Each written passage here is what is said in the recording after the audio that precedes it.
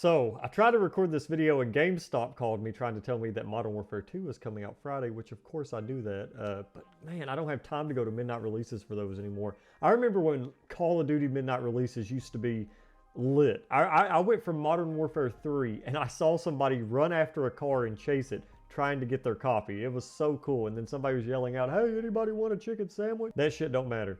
Today I'm going to be talking about 10 Giallo films that maybe you've seen, maybe you haven't, but they're 10 that I recommend. This is a video that I've been wanting to do for a while, but I thought, hey, I can't think of a better time to do it. Halloween's coming up. I wanted to also take some time to talk about some Giallo films that, yeah, some of these are more mainstream Giallo films, but I'm not going to talk about Suspiria, for instance, because I mean, let's face it, everybody has seen Suspiria.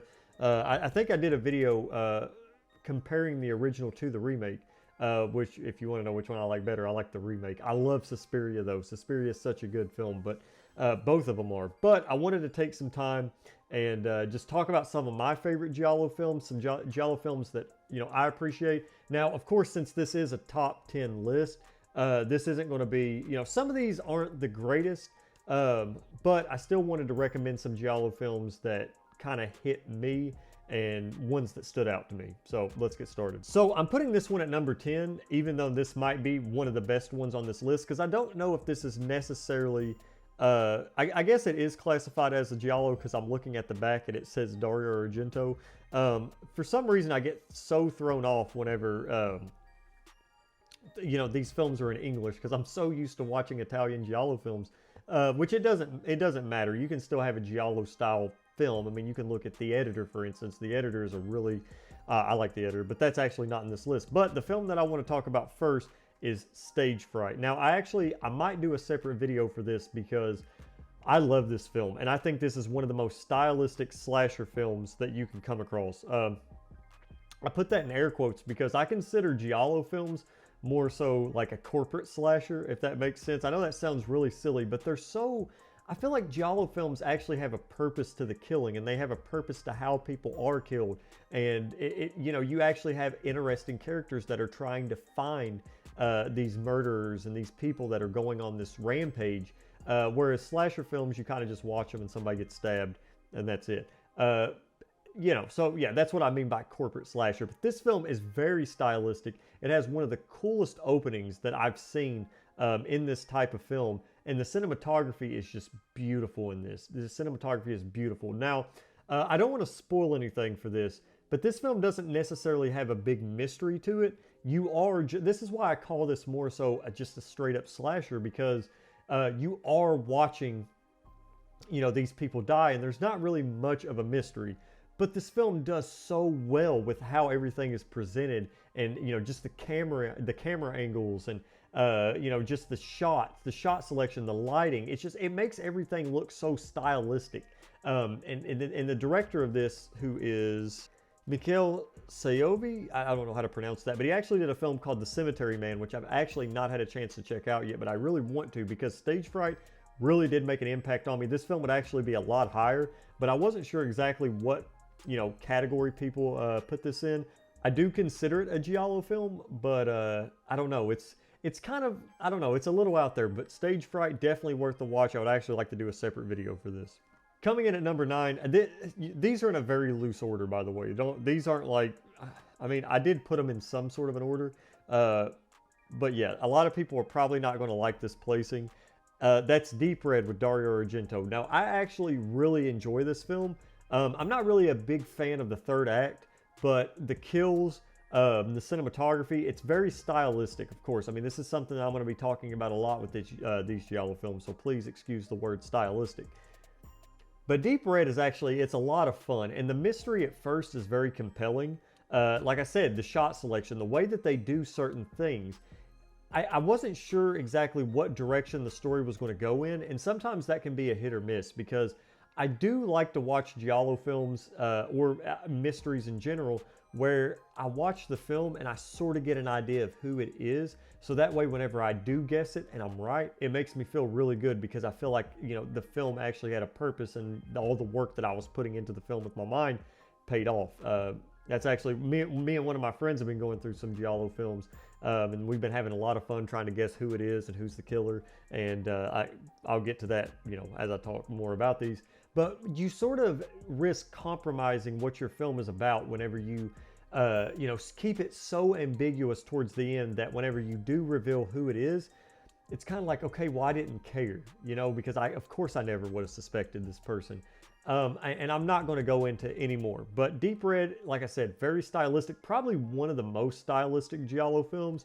But this seems to be a lot of people's bread and butter when it comes to Dario Argento. It's not my favorite Dario Argento film, but it's definitely worth the watch, and I do have to recommend it because I'm pretty sure a lot of you guys would like it because, it's got a lot of hype behind it, and you probably have already seen it.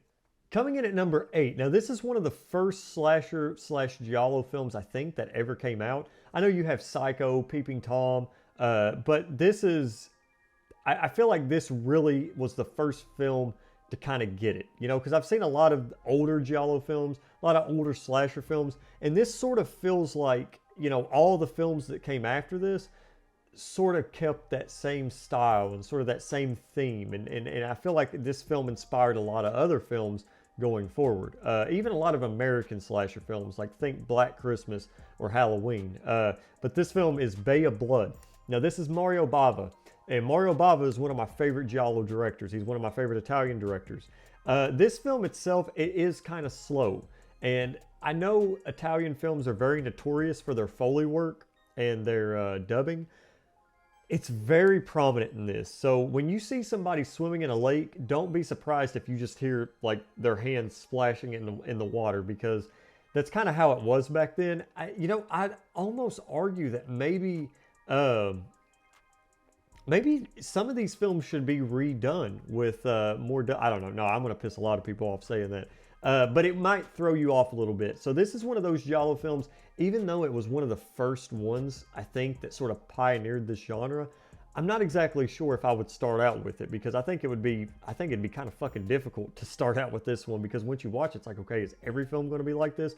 But the kills are amazing in this. The kills are really good. There's one specific kill towards the end of the film that really stuck out to me. I don't want to spoil anything, but it's really, really good.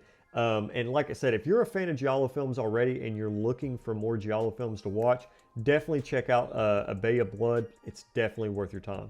Coming in at number 7 is a more recent Giallo film, and it was one that was on my radar after I watched the trailer because I thought it looked really good, very stylistic, like I said, Giallo films. And that is Knife Plus Heart. This was actually in the Cannes Film Festival. Now, this is probably, in terms of the story, I enjoyed the story up until its climax. Like I said, these Giallo films are a hit or miss because they can actually throw you off in really big ways to the point where you're like, holy shit, what is going on? And then when they hit you with it, it's like, okay, well, this is so out there, I kind of don't care, And that's kind of how this film, without spoiling anything, that's kind of how it treated me. But that's just me. That's just me. This is, when I was looking at some of the best Giallo films of all time, this was in those lists. Now, if this film is set in the 70s, the late 70s, 1979 to be exact, and it features a director of, I don't know if I'm allowed to say the name on YouTube, but P. It's a director of P. I'm pretty sure you can put that together. And you sort of get to, it is a film that you wouldn't want to watch with your grandmother, but I had a lot of fun with it. And I like the subject matter that the film tackles, because this is, not only is this a genre film with Giallo, but this is also a film, with gay and lesbian characters. And I don't know, I think it's perfect for this type of genre. I feel like there's a lot of stuff you can do with it, and this film really did prove that. And honestly, I'm not going to lie, this film really did, in a way, the way that it was kind of styled. This is going to be like a really poor comparison. But Wong Kar-wai. I don't know why, but some of the colors in this remind me of Wong Kar-wai, and it just, I don't know. That's just sort of my opinion, but me and my friends, we had a good time watching this. And like I said, if you're looking for something more modern, Knife Plus Heart, definitely up there. Coming in at number 6 is What Have They Done to Your Daughters? I love titles like this. Now, this is actually a really, really good transfer. Arrow Video, they typically do a really good job with their transfers. That's why I really support this company a lot, just like Criterion, because it doesn't really matter if you get a DVD or a Blu-ray. They all kind of look really good. But this film is, this is honestly, it's probably the least slasher-esque of the films that I'm listing off, just because it really does take more of a, I don't want to say a noir approach, but it really does remind me of some of those noir films. It's kind of, it's more of a, I feel like the mystery comes first before the murders in this type of film. But the cool thing is, I mean, you got a dude with a hatchet running around, or like this meat cleaver with this biker helmet.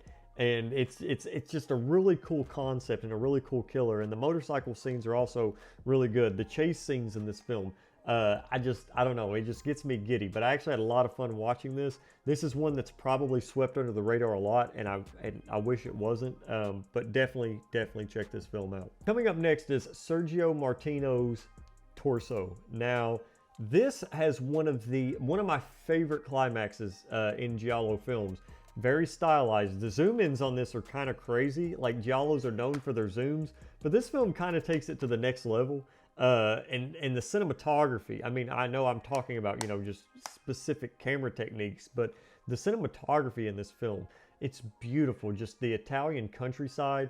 The deaths in this are not really too intense, but towards the end, it gets up there. It almost goes from like a 5 to a 10, you know, and it's really, it's stylistic with its approach, but it is very gritty with how you know, things are presented, and it's one of those, it just feels dirty even without the blood and the gore. It feels dirty. And keep in mind, this film is still really bloody, but it just, in terms of you know, the deaths, it's not the most extreme Giallo film that you'll watch. It's also got a really nice, compelling narrative to it that I could really appreciate. So yeah, Torso, of course, from Arrow Video. If you get a chance to watch this one, definitely check it out. Coming in at number 4 is some more Dario Argento, The Cat of Nine Tails. This is another one that has a very interesting premise. Now, one thing that I really appreciate about this film, it has one of my favorite soundtracks in a film, like, ever. Seriously. The main theme for this is so good, so good. And the way that the story kind of unfolds, it takes a little bit of a turn, and it's very, I don't want to say it's necessarily very different for Dario Argento, but it really is, like I said, it's one of those films where the kills are almost second and the narrative comes first. A lot of Giallo films do that, but a lot of the deaths and a lot of the kills in Giallo films are more prominent. That's one of these films. So don't go into this film expecting that it's going to be, you know, this big, bloody, gutsy galore. But the overall narrative and the story is very, very good. And also the pacing of this film was really real. This film is actually 112 minutes. So it's an hour and 52 minutes long. But it flies by. So, Cat of Nine Tails. And now we're getting into our top 3. So, coming in at number 3, we have Tenebrae. Now, Tenebrae, I actually just recently watched this film for the first time. And this is one of those films where I was very confused starting off. And then the more, you know, the more I got into it, you know, things started to get answered. And I was like, okay, I'm starting to understand it now. Okay, the mystery is very compelling. But then when you get to the overall, you know, sort of climax of the film, I don't know if it hit me as much as it hit everybody else, because this is regarded, I think, as one of the best slasher films ever made. Or not slasher films, but Giallo films, because I usually see it up there on the list. But there's one scene in particular that I really loved, and it was the scene where this girl runs away from this dog. And the way that it's done is, it's very clever, because you have this killer, obviously, that's going around killing people, but you also have this scene where, for once, the girl isn't worried about a killer. She's worried about this dog that's chasing her. And I don't want to spoil what happens, because it's not necessarily a twist, but it was one of those things, whenever I watched it, I was like, okay, I like that. That's actually really clever. That's really cool. I'm invested. And Tenebrae, it has those type of moments. It was a little bit underwhelming, but I think it's just all the hype that was around this film before I watched it. But I still had a good time with it. Coming in at number 2, now this is Lucio Fulci, and I'm going to talk about Zombie at the end of the month. But Don't Torture a Duckling. Now, there's other films that I'm going to watch from him, like The New York Ripper, let's see, City of the Living Dead, but Don't Torture a Duckling. Now, this is one of my favorite Giallo films. This film had me guessing all the way until the very end, and whenever, it's revealed what's actually going on, I was pleasantly surprised. I didn't feel cheated. I didn't feel like I put too much effort into trying to figure it out. This film balanced everything perfectly. Now, some of the effects, some of the practical effects are a little, they're a little off, but some of the cuts in this film, there's one specific cut in particular that really sort of just, it just hits you out of nowhere. And this film also has a very touchy subject matter, which I don't really want to talk about. But yeah, this film is definitely one to get under your skin. And this film really did sort of solidify Lucio Fulci for me, and sort of showed me that, hey, Lucio Fulci is one of the best in the game. And Don't Torture a Duckling is, in my opinion, peak Giallo. Had a lot of fun with it.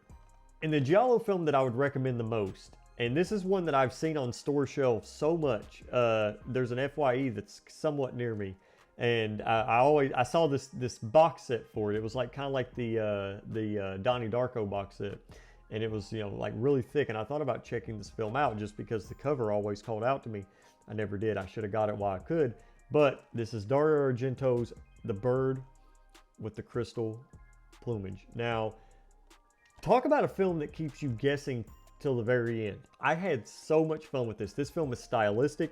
It's shot very well. The dialogue, oddly enough, isn't necessarily bad, because that's kind of what you get with a lot of these Italian films, and the dubbing is kind of off, just with like these types of films like Giallos. But the dialogue wasn't that bad. The story, the characters, the narrative was not that bad at all. The characters were actually very likable. The overall mystery was very intriguing. I didn't necessarily feel cheated at the end. The kills were really good. This is overall, this would probably be my favorite Giallo film, I think.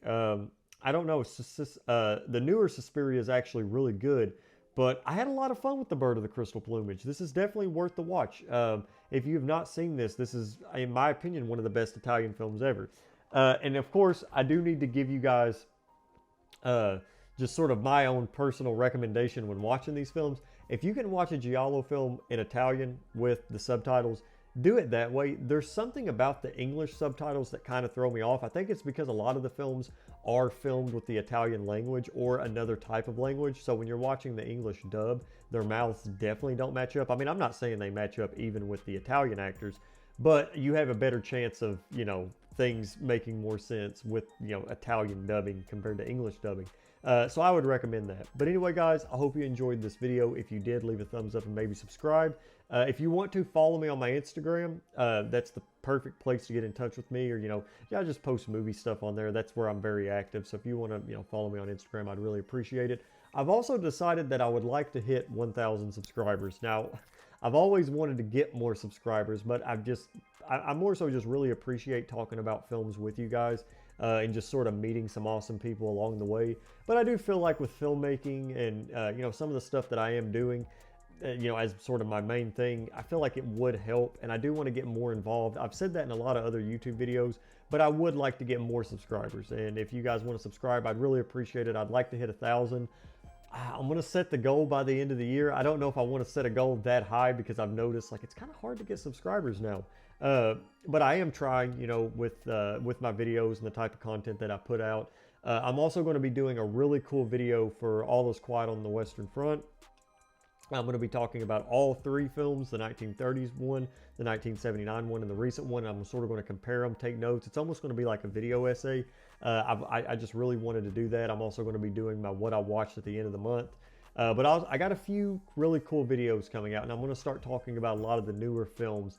The only reason why I don't, and I actually really want to, because the thing that I want to do the most is after I watch a newer film, get on here and sort of talk about it and sort of just give you my thoughts and all that stuff, because I don't do reviews. I'm not really a reviewer, but I do like discussing things, so I want to try to do that. But yeah, I'd really appreciate it. And maybe at 1,000 subscribers, I'll do something special. Maybe at 900 subscribers, I'll show you guys my office and my movie setup out there. Give you guys a tour of that. And maybe for 1,000 subscribers, I might do a Fellini ranked or a Stanley Kubrick ranked. I'll tell you what, at 1,000 subscribers, I'll do a Stanley Kubrick ranked because I've actually had a few of you guys, recommend that. So I'll get on. I'll do it. I'll do it. I'll get on that. But anyway, guys, I hope you enjoyed this video. If you did, leave a thumbs up, maybe subscribe. Hope you're staying safe out there. List some giallo films you like down in the comments below, and I'll see you guys next time.